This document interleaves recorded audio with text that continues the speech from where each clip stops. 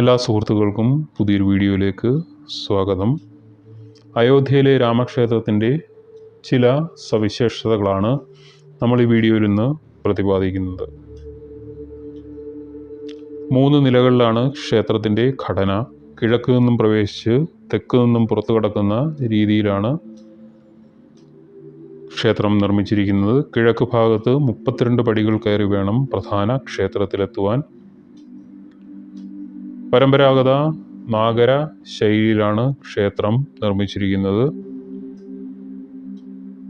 250 അടി വീതിയും 169 അടി ഉയരവുമാണ് ഉള്ളത്. ക്ഷേത്രത്തിൻ്റെ ഓരോ നിലയ്ക്കും 20 അടി ഉയരമുണ്ട്. 392 തൂണുകളും 44 കവാടങ്ങളും ഉണ്ട്.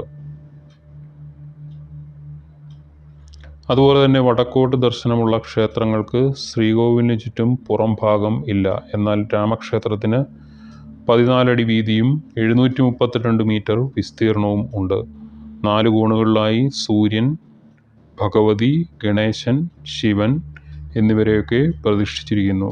വടക്ക് അന്നപൂർണേശ്വരിയും തെക്ക് ഹനുമാന്റെ ക്ഷേത്രവുമാണ്. അതുപോലെ തന്നെ മഹർഷി വാൽമീകി, മഹർഷി വസിഷ്ഠൻ, മഹർഷി വിശ്വാമിത്രൻ, അഗസ്ത്യൻ,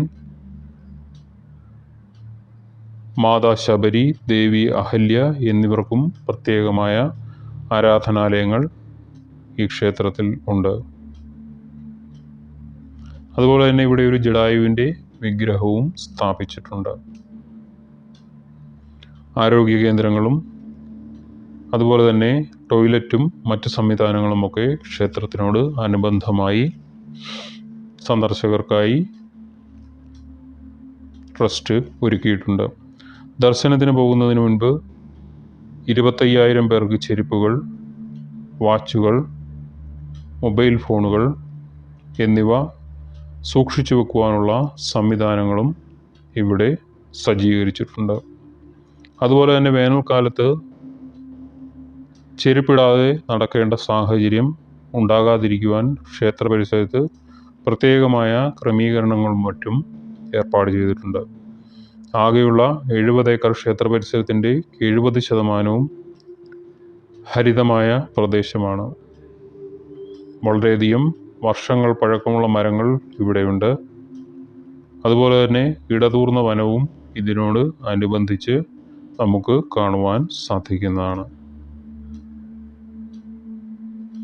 അതുപോലെ തന്നെ ജലമൊക്കെ ശുദ്ധീകരിക്കുവാനുള്ള പ്ലാന്റുകളും ജലം ശുദ്ധീകരിക്കാനുള്ള പ്ലാന്റും പ്രത്യേകമായ വൈദ്യുതി ലൈനുകളും സംവിധാനങ്ങളും ഒക്കെ ഇവിടെ സജ്ജീകരിച്ചിരിക്കുന്നു. എന്തായാലും ജനുവരി 22-ന് പല അത്ഭുതങ്ങളും എല്ലാവരും കാത്തിരുന്ന് കാണേണ്ടത് തന്നെയാണ്. ഇന്നത്തെ വിഷയം ഇവിടെ നിർത്തുന്നു.